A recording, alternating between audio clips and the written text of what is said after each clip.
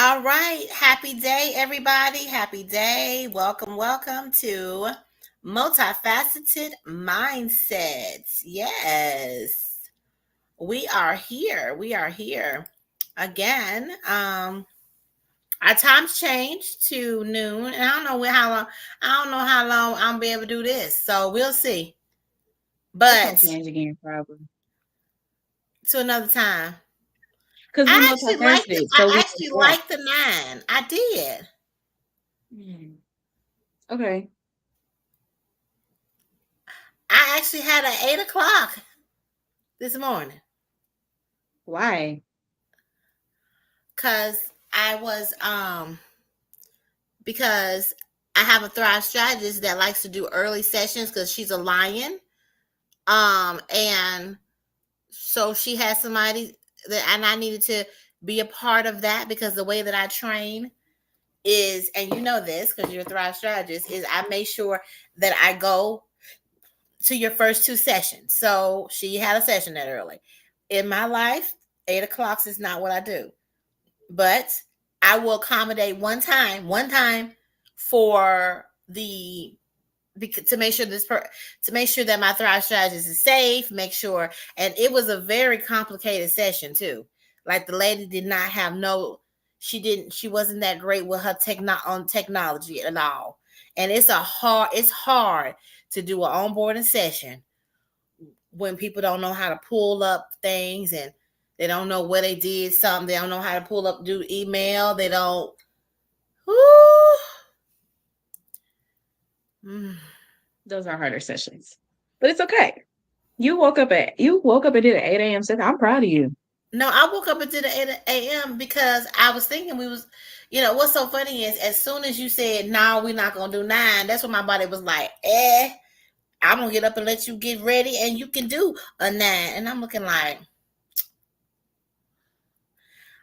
I don't know. I don't know how I feel about it.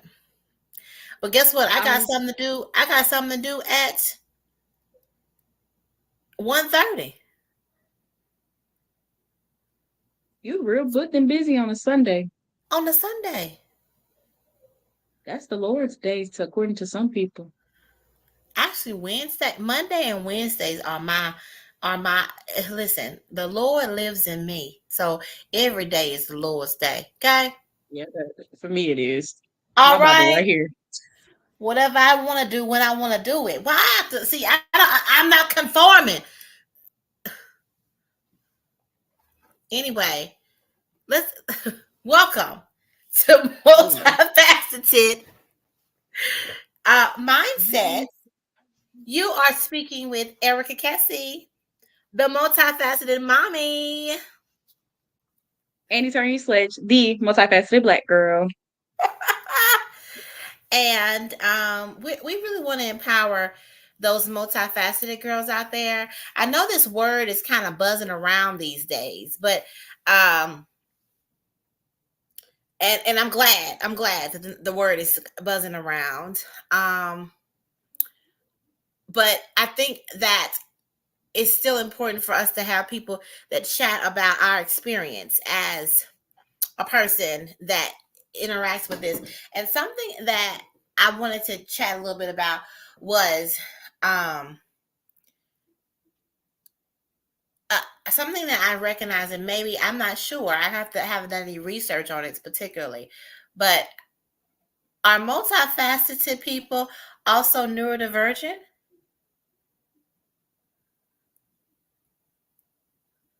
Is there anybody who isn't neurodivergent?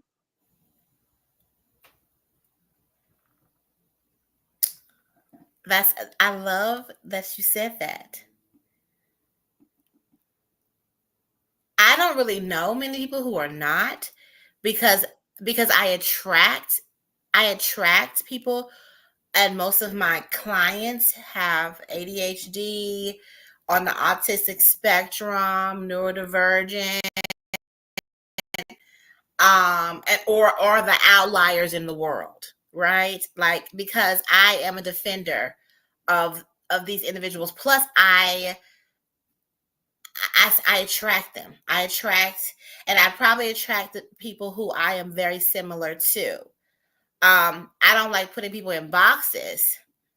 So I just know that the techniques and things that I mention and I express them for everyone, and it seems to benefit everyone.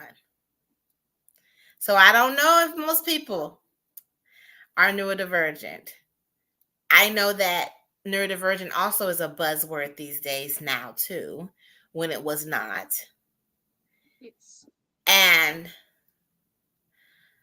the the reason that we're here is for you, multifaceted girly, multifaceted mommy, to accept you and accept yourself as you are without any labels.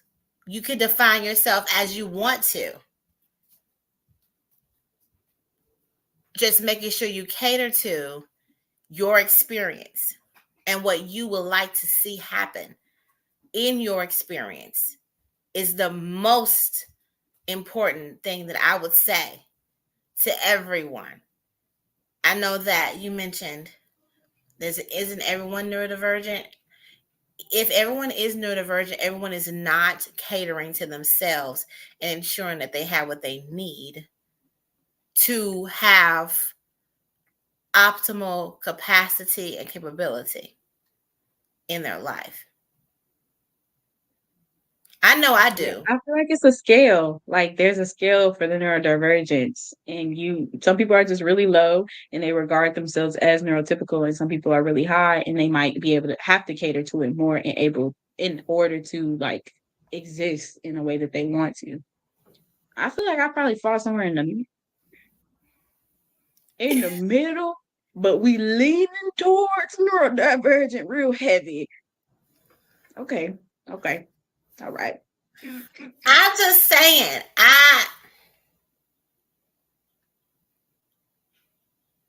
I'm multifaceted. I fall all of everywhere. the high achieving individuals that I know, which that's part of the people who I work with too. They're high achieving in a capability of both emotional intelligence and getting work done. Yeah, that's, I just want to say people who are not, they're just not. And so they think that we're the weird ones or the atypical when we're capable for this easily.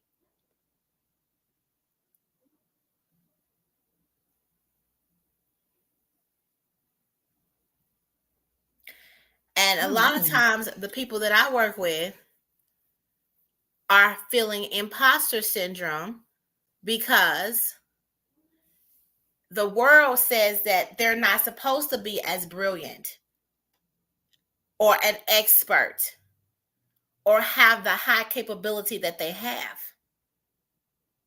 So let's minimize you. Let's put doubt I in actually you. just did you see that video that I dropped in Multifaceted Collective today? I did not. Not yet. So I saw a TikTok today, and I just wanted, to get people's opinions on it. And a girl was saying that she's never seen a black woman or a black man have imposter syndrome. It's not imposter syndrome that we have. It's a justified reaction to oppressive environments. You're not supposed to belong there. That's why you don't feel like you do. That's what I said. My whole world shook. I said, wait, I gotta hear somebody else's thoughts on this. Cause Well, that's I will say, listen, I will say this, and I think that I may be biting myself in the foot. Hitting, is it biting myself in the foot? It's not that. Whatever that is when you are saying saying something, it may be some backlash. Is that I've never felt like I had imposter syndrome, even though I work with most people who say they want to put themselves in that box, right? First of all, I don't like any boxes. Well, I actually like, so funny. I'm so weird. I love a box. I love a box like little boxes, like little stuff that holds stuff, you know. But just, I know this is not a box, but I love a little box. I love boxes, okay? Like literal boxes that I can touch. But I don't like boxes that put people in a box kind of circumstance. Anyway. I'm getting off target.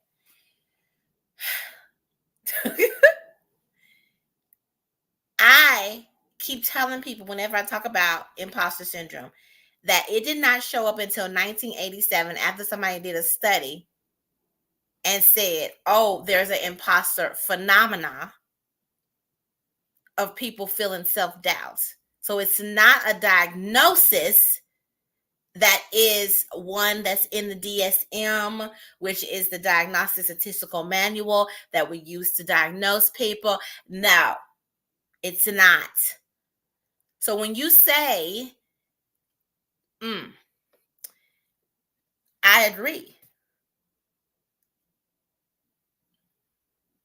It is all about the conditioning. So conditioning, not just conditioning, environments that don't fit you, and then you allowing yourself to stay and continue to be abused in this environment that you don't fit in. That's why I have my own business. I never fit anywhere. It just didn't work. I said to myself, this don't make no sense. Oh, this is not working. Why am I doing it? I need to move to a circumstance that's better for me. I even went into therapy, and even being a therapist doesn't fit for me because most therapists sit in an office and let somebody come see them, or they'll be online and let somebody come see them. I'm gonna get out in the streets, meet people where they all kind of chick. Okay, I always been just not gonna sit. I have to do the things that I need to do for the way that I feel will bring, or I could be passionate about doing it. So yes, I think it is you allowing yourself to stay in circumstances that are not the right fit. Yes. I be on TikTok, but I feel like my side of TikTok is more of a starting point for my education rather than an end point. And for some people, it's an end point. Like they'll tell me something and then I'll go research it. So the thing that I'm hooked on now and kind of obsessed with figuring out a little bit more about is called somatic therapy. Do you do somatic therapy? Is that something you offer? Can you tell us a little bit about it? Okay, yeah. So um I am, the way that I do my therapy is it's called integrative. So if you decide to come get a certification with me as a coach, it's an integrative coach certification. And the reason why I say that is integrative means that I am going to take the bits and pieces from wherever that is curated for the person that's there with me.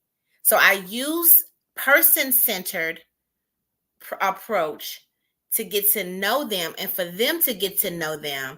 And then I pull in all the bits of all the different types of therapies from wherever. And it doesn't even have to be a therapy. I have a lady who likes to do witchcraft. Listen, whatever we need to do to get you to your healing is the way we're going to go. If you feel like you want to go dance under the moon and how to it, listen, do it. Do it. Long as you don't kill nobody, I'm good. Okay.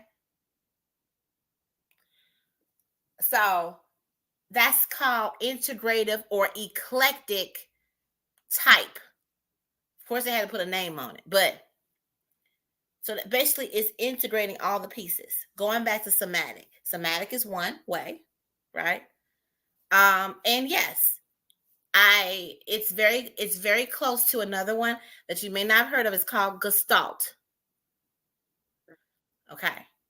But it is about you really having a mind body connection and tapping into what your body is saying about your triggers, and your traumas. So, guess what?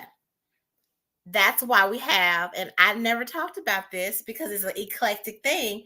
The Thrive Plan asks you what happens in your body when you have conflict.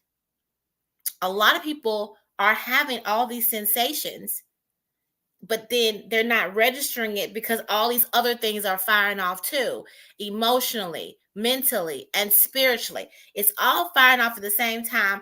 Oh, I'm in this big trigger. I'm going to go immediately into my trauma response because you feel like that's going to fix it, but it doesn't fix it. It just keeps you continuing the pattern of surviving when you should be in moving towards thriving. How do you move towards thriving? Is you have to be clear on how your conflicts are affecting you in every way. Somatic is just focusing in on, okay, conflict, how's it showing up in your body? Your body's telling you, giving you sensations, and it's giving you a pain or an ache, or your skin. Yes, you can be triggered by something and it shows up on your skin. Our skin is our biggest organ. So, it's real. We're very intertwined in how conditioning and environment affects us. Like, have you ever been somewhere and you just felt itchy, like a place, and you just like, I don't even know why it's this place? Or have you ever smelled something and you feel like it was kind of coming into your pores, like it was invading your senses? This is also a very neurodivergent thing. This is a very neurodivergent thing too, to be able to be receptive to it, because a lot of people are not receptive.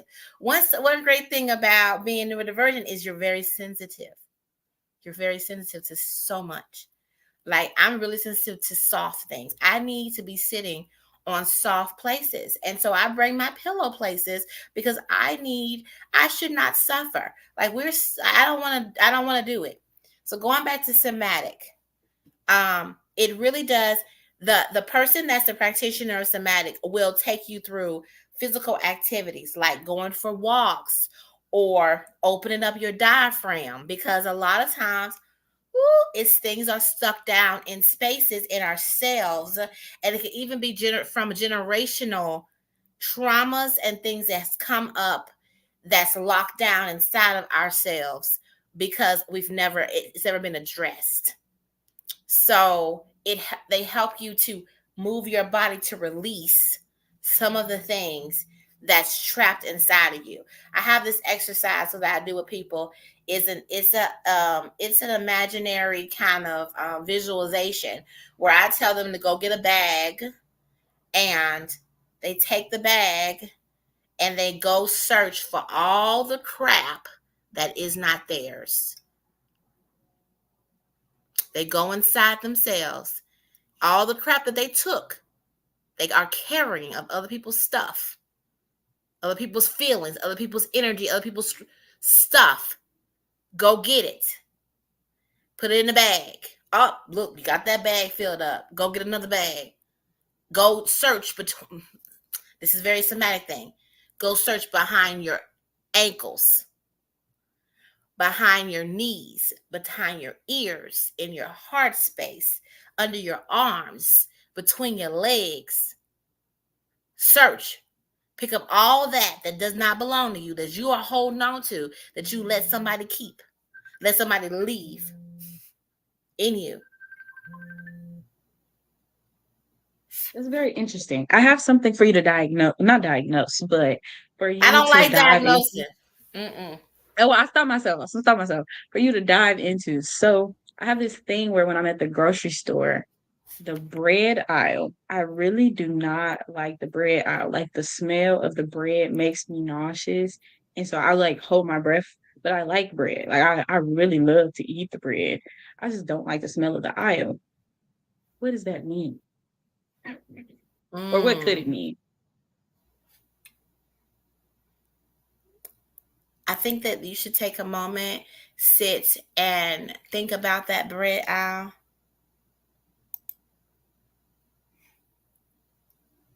And um, and you may need to have someone with you when you do this exercise. That's why people need therapists.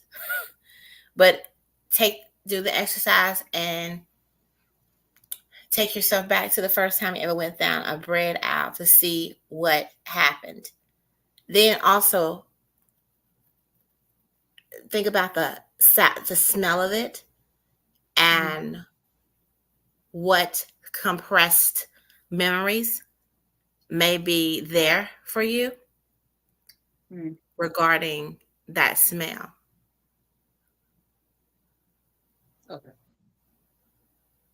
I'm looking to So our minds are powerful in that if it's too much, it will compress it, and you can't remember, like it'll be a memory that you can't access until you're able, or it recognizes that you're stable enough to handle it.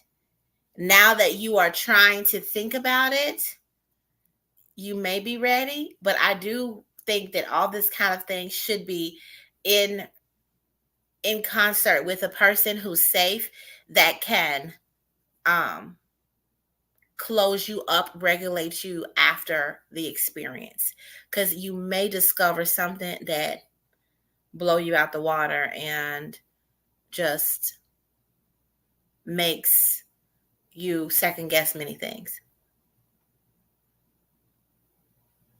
I would really But love to to have that turn. experience, to know that this is something that's going on, something went down, something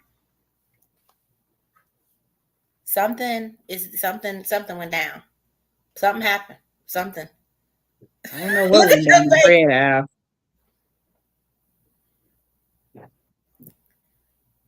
It could not be the bread out. It could be the smell. Yeah, it is. It's the smell. It's definitely the smell. Did you ever live? I'm not gonna go down this road. I'm not going this. I'm not doing this. You and I could do this not during right now. Yeah, no. I just wanted the tools to know like how I could start diving into that, because I've been very I don't curious. think. I think that the first tool. A lot of times. Okay. Well, let's talk about this. There are plenty of people who out there trying to do tools because they sell something on TikTok, and they're gonna have themselves in a situation, right? I think a lot of people are trying to go down their healing journey, but you have to be safe first. You have to have, that's one reason why there is the reason that you people have therapists, or it doesn't have to be a therapist. It could be a safe friend. Can you hold on for just a minute? I am so sorry. I have somebody who, she doesn't understand that we were supposed to meet at 1:30 Central Time. Hold on.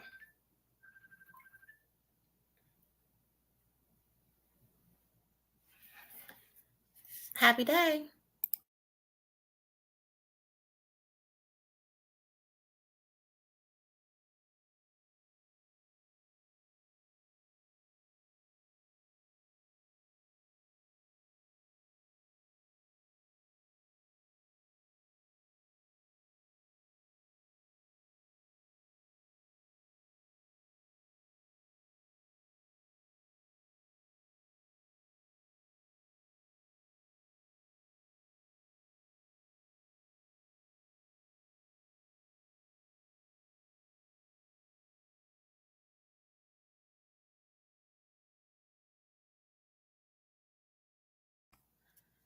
Yeah, sorry about that.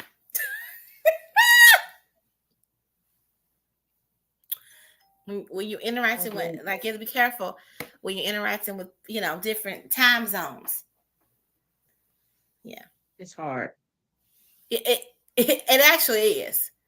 It is. That's another reason why I say happy day, because I'm not trying to figure out if it's morning or afternoon or whatever for people, right? Just happy day. You know what I'm saying? First of all, second of all, I try to check a couple times different things, because I'm about to move from Tulsa to Rochester, so it's gonna be a whole like transition for me. Like, I gotta make sure I get myself together, because everybody I've interacted with all my life has been Central Time, right? So I'm gonna have to get my Plus, it feels to me like the day is longer or lasts longer in Eastern time for me. Because when I was up there in Rochester before, it just felt like the day started. I was able to ease into my day easier than in Central Time, but I felt like the day went on longer. But anyway, I'm gonna transition, and that's what you do. Let's talk about transition. That's one thing that I think that a lot of people who are neurodivergent or on the autism spectrum have a hard time doing is, but we're not supposed to be talking about that. We was helping you talking about multifaceted things. And but you wanted to mention about okay, so let me get back to that. I'm just kind of jitting around. Hold on, y'all. Just hold on.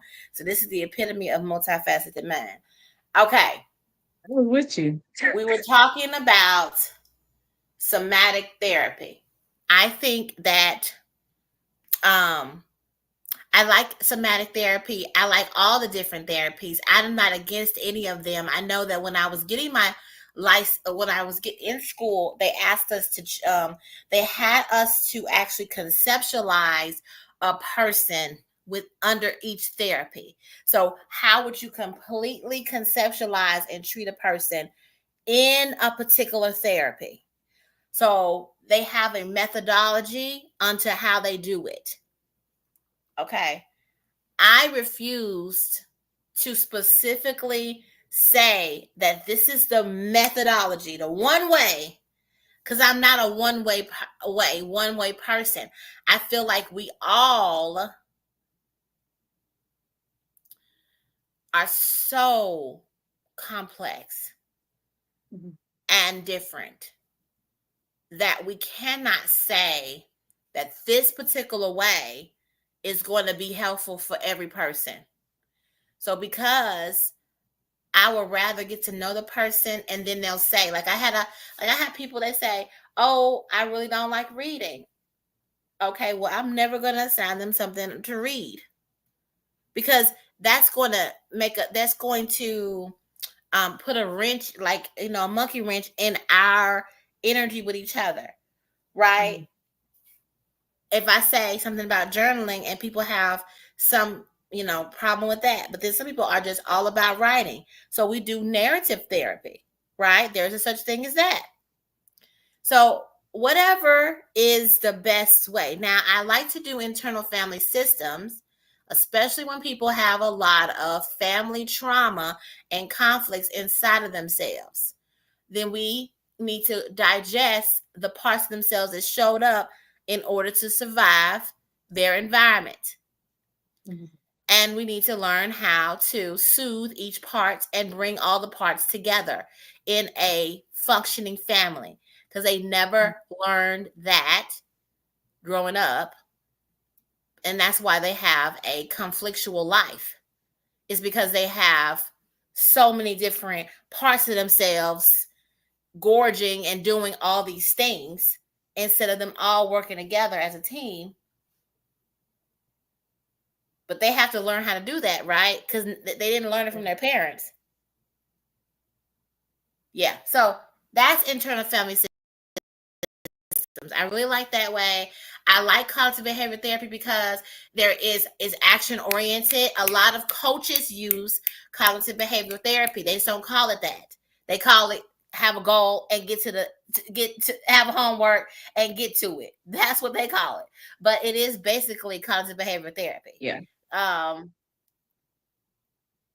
So I've done mental fitness, and the mental fitness actually helps with is a little bit of the cognitive, the somatic as well, because it's trying to stop your mind, getting you out of your mind into your body by doing activities with your body, breathing and rubbing your fingers together, wiggling your toes. So I do have certification in that, but I understood that from the therapies that are possible. There are so many. There is also psychoanalytic, where basically you just, and a lot of people have seen this on TV, where the therapist is, and I actually don't ever do this one. They're just there, like a mirror. They're just like this. And how is that for you? Mm-mm. And how does it make you feel? That's scary. Girl, I might listen, as well talk to a wall. it works for people who have never ever had anyone sit still with them to ask them and explore them. It works for them because they finally get a chance to talk and talk and talk and talk and talk and talk and talk, and they don't even notice that this person is just like, I think I do that. yes, you do. I'm glad you had an epiphany today. I let people talk and I just ask them questions and make them dive into themselves. But it cannot be done to me. I won't talk. And you won't, mm, you do it. Yes, you do. Yes, you do. Do it to everybody.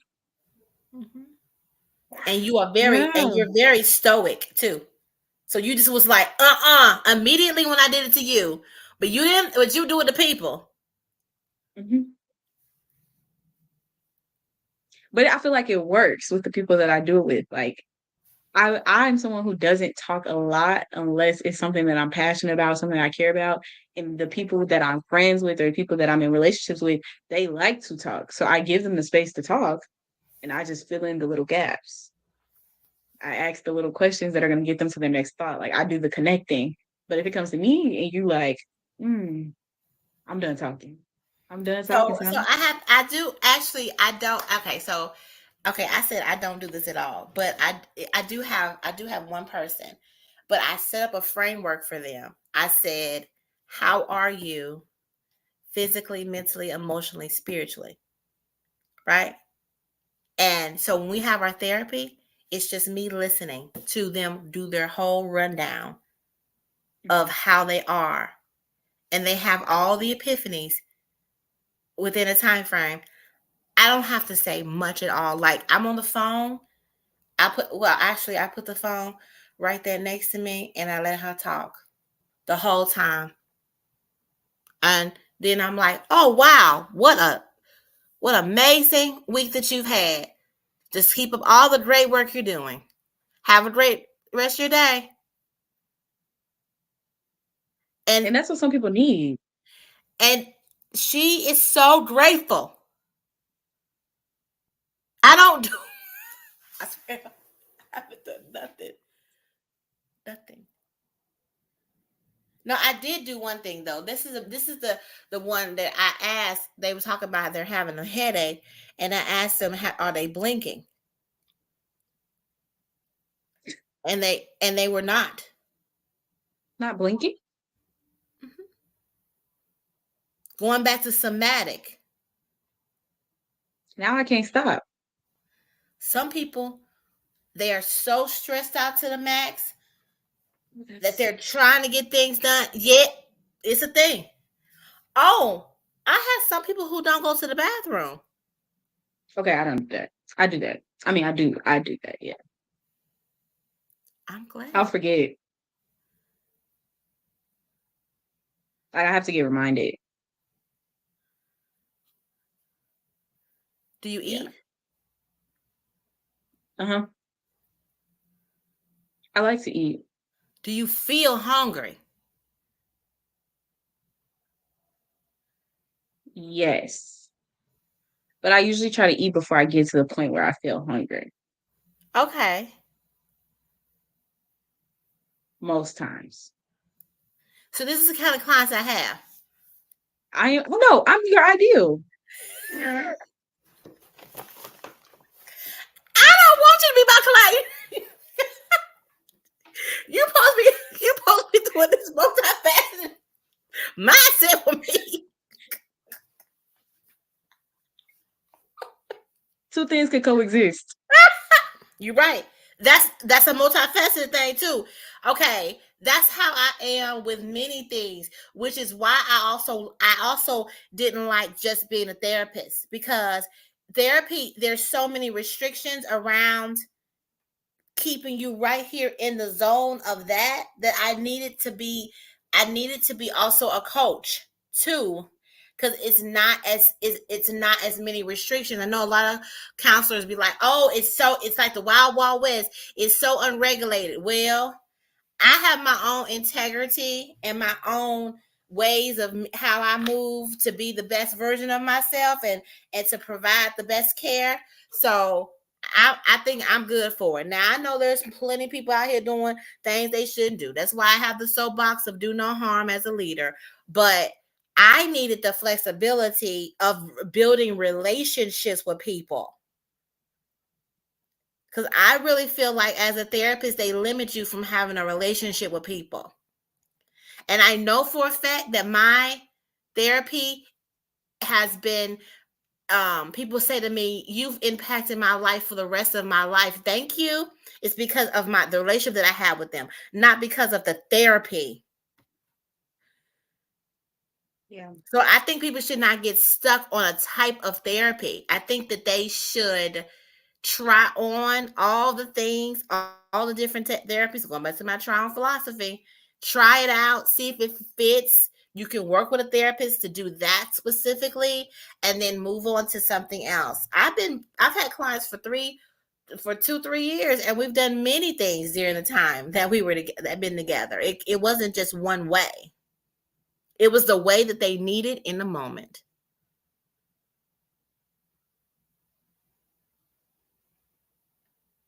But okay, so going back to this whole multifaceted, that's one thing about multifaceted people.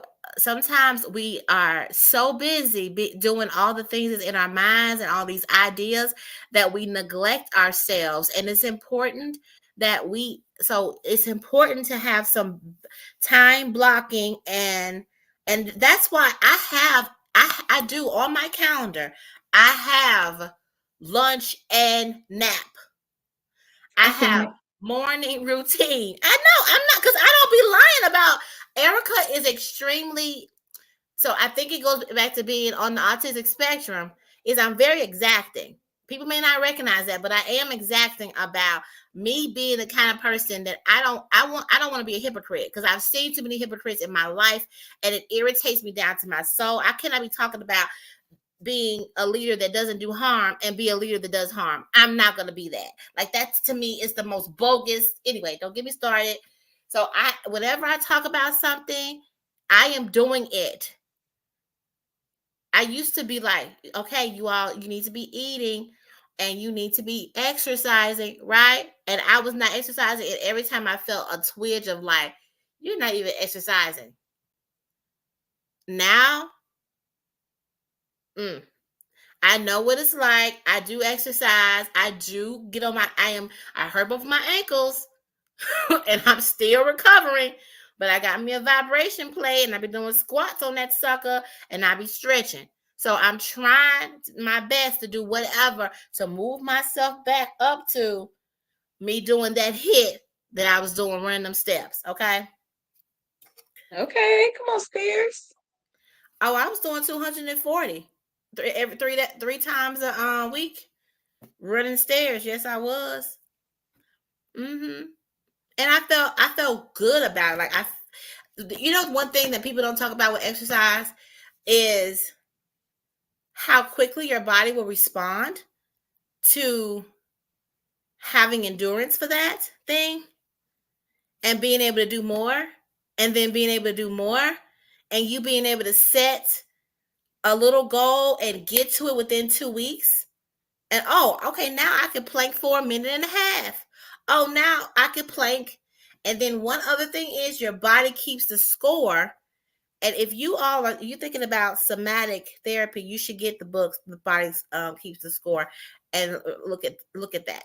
Anyway, but my body remembers that it used to run 240 steps. So I'm not winded walking up my flight of steps, my normal flight of stairs that I usually do for my apartment. I used to be winded, but now I'm not. Everybody else comes up the steps, they're winded. Me, I'm not, because it's like 200. That's nothing compared to 240 steps. And that's even with ankles that are not the best. So you get a certain window of like, oh, I know my capability of my body. My body knows I can do certain things. But okay, anyway. So I think we've exhausted the somatic piece, right? Yes, we can wrap Oh up today's no, it's conversation. 40. We've been in here 40 minutes. We were supposed to do 30, wasn't we? I think it's time for us to wrap up the conversation. I think this is a great episode of Multifaceted Mindset. If anybody is tuning in and they're watching and they're interested in being on the show and getting like a little interview with us, of us being able to dig into your brain and just joining in on a conversation of being a multifaceted being, let Erica know, let me know. We'd love to have you. I am Eternity Slede, and as always, my affirmation is I am a change maker creating the life I want. And I would say the one that I want to do today is I'm going to go back to my original one, which is everything from my thriving flows to me. And you all create a thriving rest of your day. Bye.